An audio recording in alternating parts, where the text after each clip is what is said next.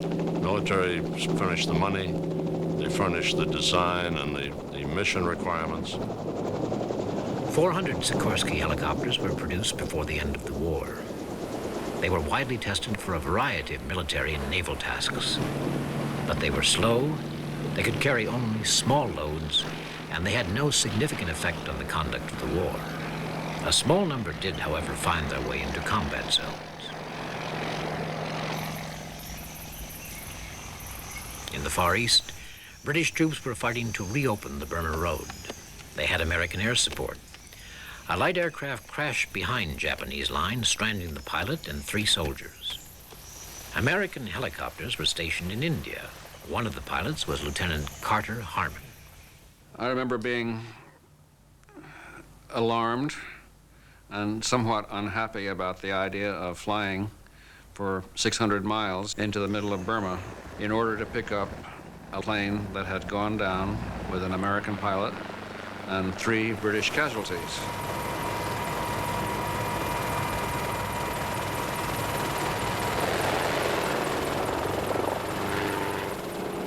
When I arrived over the clearing where the casualties were hiding, I had no idea what to expect. I had never seen a jungle clearing. And I could see from the air that it was slanted, which is not a good idea. I could see at the edge of the clearing figures, human figures, crouched in the underbrush. I had to go and inspect the field. I had to fly over it slowly, called dragging the field, in order to make sure that I wasn't going to fall into a hole or something. I got as close as I could to the casualties, steering clear of rocks and holes, and set it down. It landed on a slight tilt, but nothing made any strange noises, so I felt that I was okay.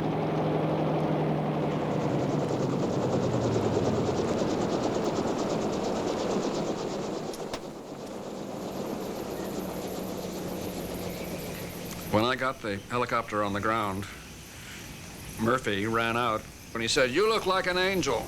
And I didn't know how to answer that. And then we loaded this very heavy man who had a terrible back wound and 3 samurai swords that he had liberated.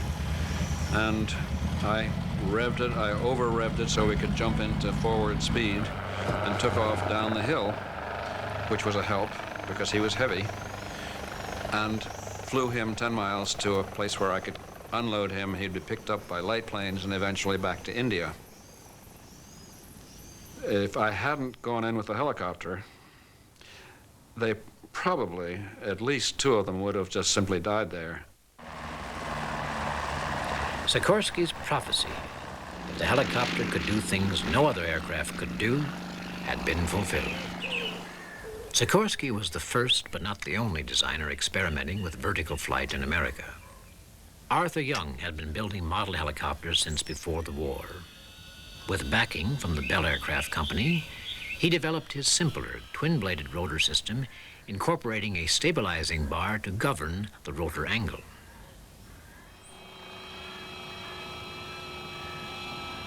His models became increasingly stable and controllable, and in 1945, they culminated in one of the most famous helicopters of all time, the Bell Model 47.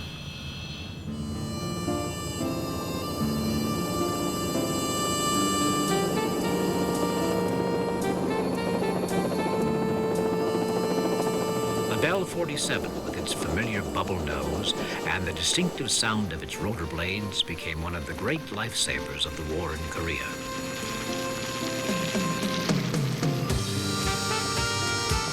Battle casualties could be lifted out of the fighting to a mobile Army surgical hospital within minutes of being hit. As a lifesaver, the helicopter had no equal.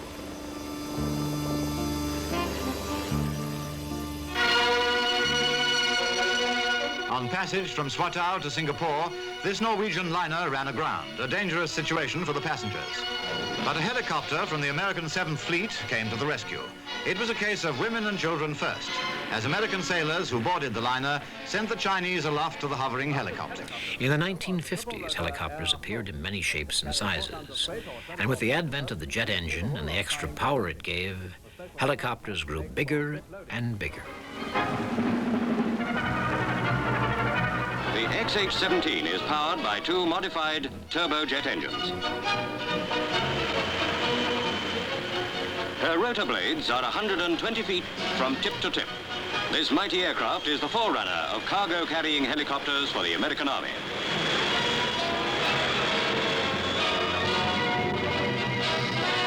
The largest helicopter in the world. As well as suspending a load, it can lift up to 12 tons on a platform mounted between its four legs.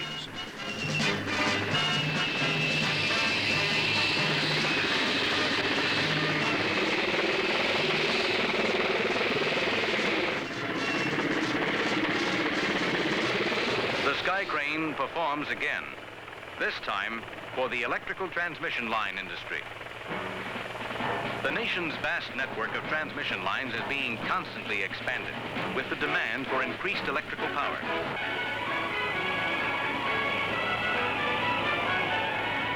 The possibilities for vertical flight seem limitless. Another machine with a variety of uses is the Fairey Rotodyne, famous as the world's first vertical takeoff airline.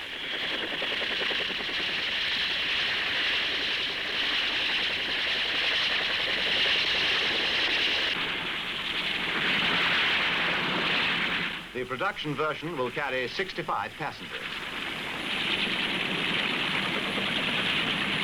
Now, what's all this?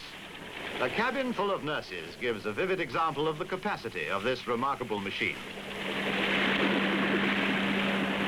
The ability to land without runways was the main attraction of helicopters. This giant Piasecki H-21 flew to the Vatican and landed in St. Peter's Square, right in front of the Pope, who gave it his blessing.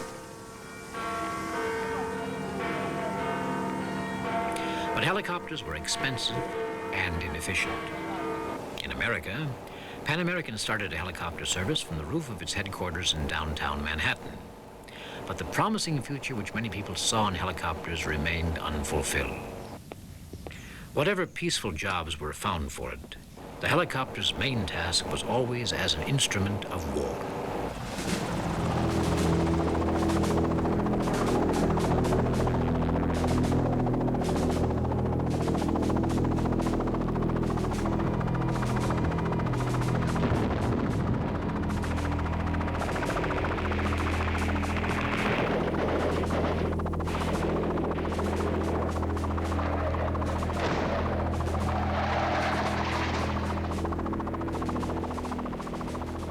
The reason that the Army took helicopters was because they felt that that would give us the edge over the Vietnamese that the French didn't have. The question came down to mobility. The French felt that they had mobility with their ground vehicles, and we thought that the helicopter represented a much greater means of mobility. As it turned out, it worked very well. It could take an incredible amount of hits and still fly. They were able to extract troops under fire from small landing zones and carry wounded and dead. As a matter of fact, I would say that the Huey helicopter in particular probably saved hundreds, if not thousands, of lives that would have otherwise been tallied as dead.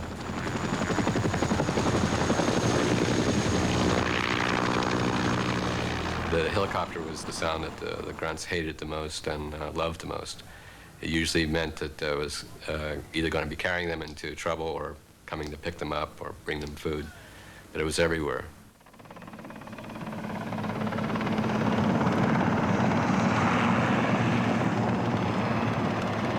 The CH-47 Chinook is a marvelous aircraft. In Vietnam, it was used as an aerial truck.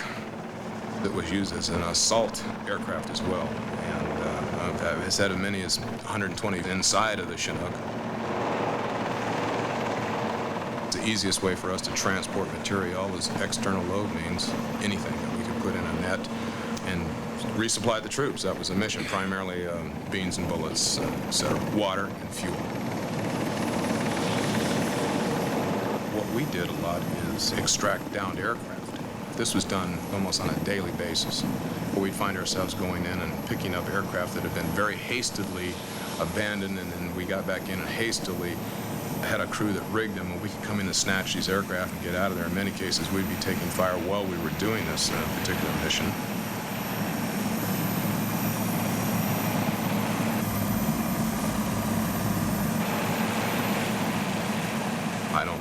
kind of training could adequately prepare you for Vietnam. You'd find yourself doing, let's say, non-standard maneuvers in a helicopter, arrive over a fire base. You're in a hot area. Everything was a hot area, and especially if you had a unit in contact on the ground. You would have to arrive, in some cases, at altitude over that area and be able to initiate and complete a descent more or less within the perimeter of that unit that was on the ground. And you'd probably be taking fire while this was happening. And you're trying to shoot, move, and communicate with all this technology you have at your fingertips, radios and weapon systems and etc. And you're talking to people on the ground, and you get into a firefight or you go into a hot LZ whereby the guy on the ground, he's so scared he can't talk, and his voice is up about 16 octaves, and you can't understand what he's saying. You hear all the shooting in the background, and you're going in there. And in some cases, it's in the middle of the night, which complicates circumstances dramatically. You know, so confusion. And I just look back on some of it, seemed like such comedy of error in retrospect, and you wonder, how in the hell did I ever possibly survive that?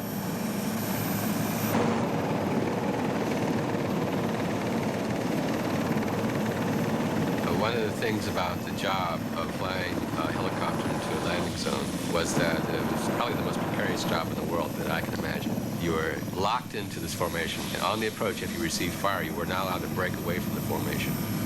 You simply sat there and you simply flew. You made your approach, and as you got slower and slower, then you became more and more vulnerable. And as fire broke out on the ground, you still could not move from your position. You landed on the ground and you had to sit there on the ground while the people were shooting at you, waiting for the flight commander to give a signal to leave. It was probably the most nerve-wracking job in the Army. It was difficult to tell when you got a hit in a helicopter in combat because of the noise level. It was impossible, for instance, to hear bullets being shot at you. One of the first times I just simply noticed a hole in the canopy of the helicopter and realized I had just been shot.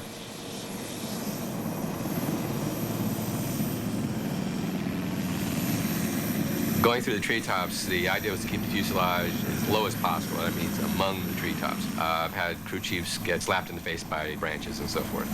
I mean, that's how low we would go, in the trees. It was an exciting ride. Troops often let us know how excited they were about this ride by screaming in the back. It became obvious that the Huey's rotor blade was an extremely strong piece of equipment. I found that it was able to chop down the tips of branches and so forth by accident. And on several occasions, I've chopped down 2-inch thick branches with the Huey blade and suffered no real damage.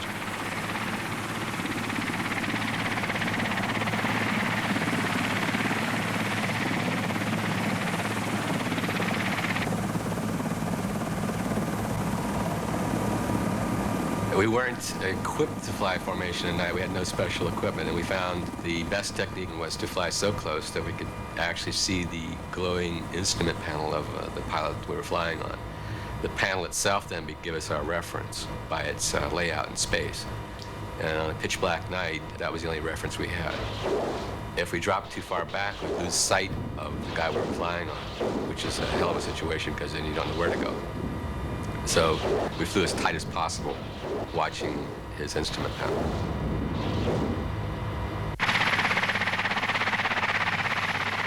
I remember once being put in for metal because my friend and I went to rescue some grunts on the ground in a mortar attack. And they called us and said, could we come and get them? And we had been flying for something close to 10 hours. And I was slouched up against the cockpit seat. My buddy was flying, and we both nodded. And we just kind of lackadaisically flew into this place under fire. The grunts scurried over with their litter and the troops on board. Mortars started coming in, people started running, and I remember not being the slightest bit afraid and just kind of almost being bored.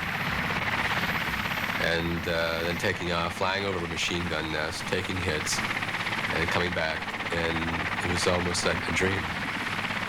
And that was how I learned that's how heroes are made.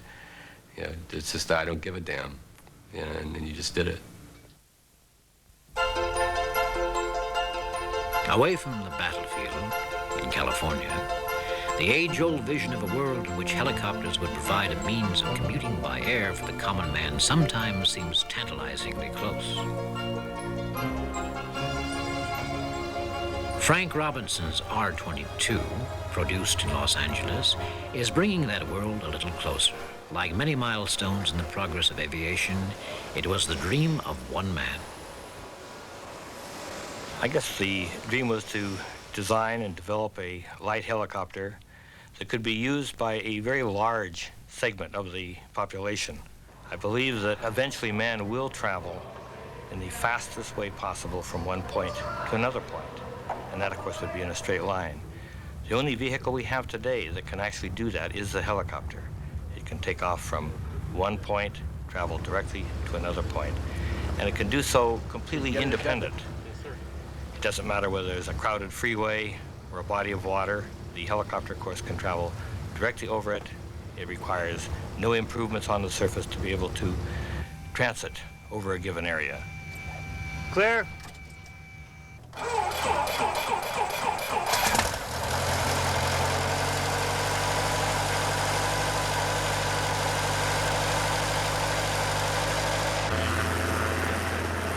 The R-22 has been designed to be as simple to fly as possible.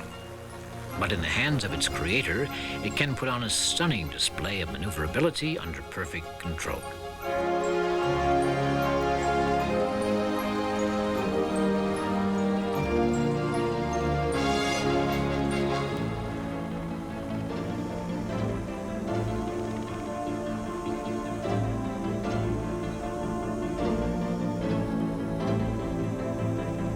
It has also been designed to be as economical as possible, with the intention of encouraging more and more people to learn to fly helicopters. As roads become more congested, so Frank Robinson hopes people will take to the air.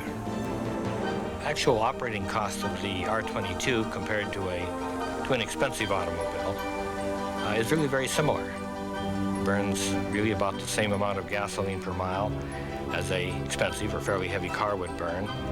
It's not only a much faster mode of transportation, but it's also a much more pleasant mode of transportation.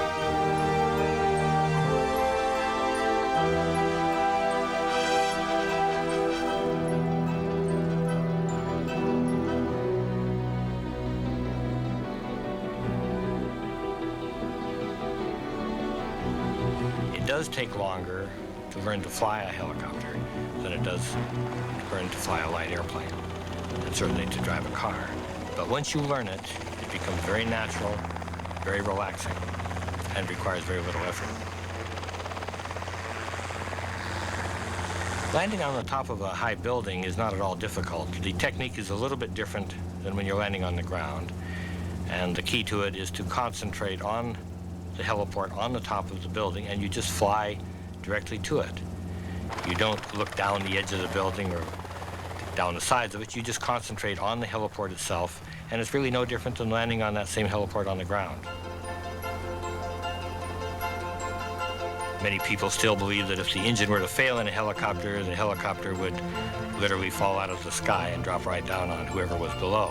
And of course, this is not true at all. When an engine fails in a helicopter, the helicopter enters what is called auto-rotation.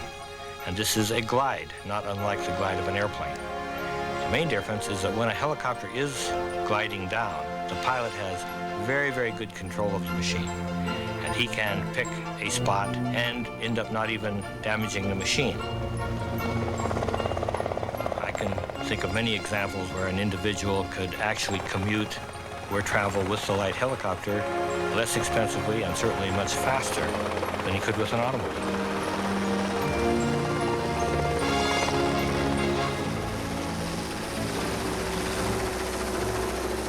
The world of commuter helicopters, with their emphasis on simplicity, is a very different world from some other attempts at vertical flight. Helicopters are not the only aircraft which go straight up. In the 1950s, the goal was to build a fighter which could take off and land vertically. One of the first was the Convair XFY-1, known as the Pogo. Nobody wanted to fly it. There were no volunteers.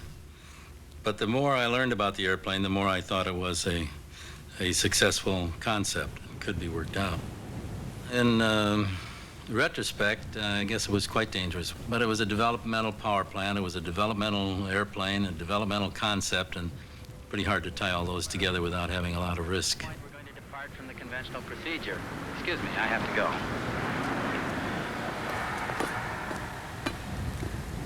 The cockpit is quite a bit up off the ground, and to get into it, I had to have special ladders to get in and out and to get hooked up.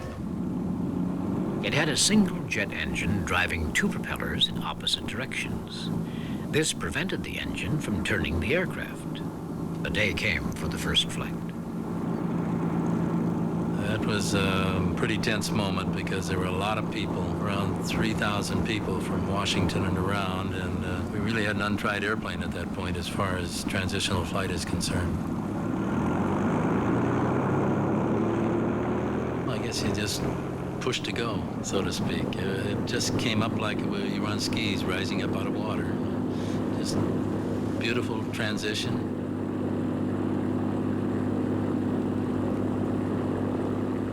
Everything went as planned. Skeets Coleman climbed to 4,000 feet.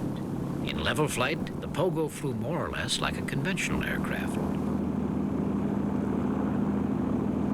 Of course, then the problem was getting back. That was a lot of worry, mainly because the airplane was so fast, and I couldn't slow it down. I just left my chase plane behind, and we estimated that flight idle I was doing 300 knots.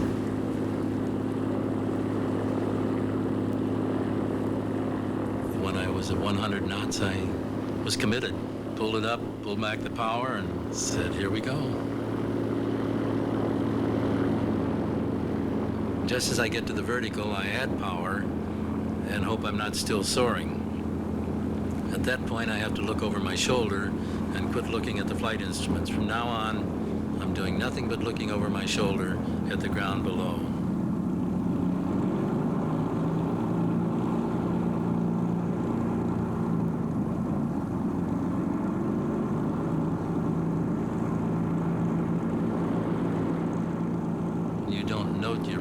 Until you're really descending. And the airplane was critical in vertical rate of descent. At about 20 feet per second, it would tumble. And when I get to the spot that I want to land on, I just hover there and then bring it down and bring the throttle fully back, which puts the prop in a beta position and gives you some negative lift and makes sure you stay solidly on the ground. The first flight over, Skeets had only one emotion. Relief, a lot of relief, because I was very tired after the first one. I'd had to back down from about 700 feet. And if it hadn't been some helicopters around there on the first flight helping me back down, I would never have made it. The Pogo was never adapted as a fighter, but America persisted with the concept of an aircraft which could make the transition from vertical to horizontal flight and back on one set of engines. The Ryan X-13 was jet-powered.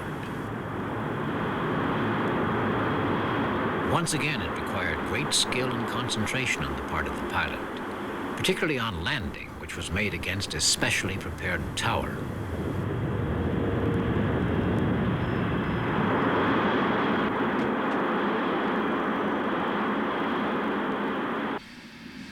A different approach was to use two separate sets of engines. One to lift the aircraft, the other to power it in forward flight. The French Balzac used this layout, and it was equipped with a total of 9 engines. In Britain, Rolls-Royce used 2 jet engines to lift the extraordinary Flying Bedstead to research vertical flight. And the short SC-1 used 5 engines.